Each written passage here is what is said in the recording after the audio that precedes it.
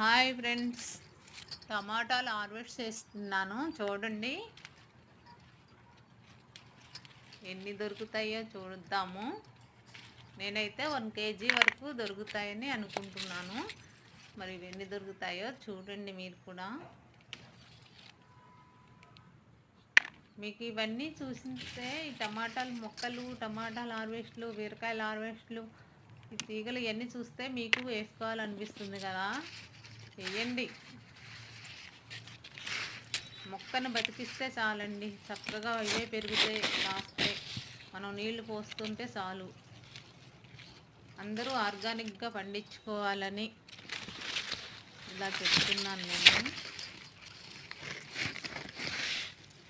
వాళ్ళంతా మందులు ఫుడ్డే కదండి.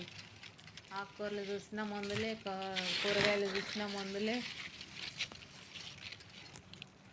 మన చేతుల మీదుగా మనం పండించుకుంటే మనం ఏమి వాటిని పెంచుతున్నాము, ఎలా కావిస్తున్నాము, మనకి ఒక ఎక్స్పీరియన్స్ అనేది అవుతుంది.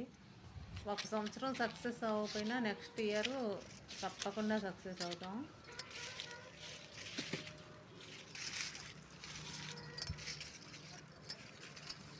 పండించుకోవాలండి. అందరూకి మనసు పెడితే ఏమి ఉండదు, చక్కగా పండుతాయి కూరగాయలు, మనకి అన్నీ ఇస్తాయి.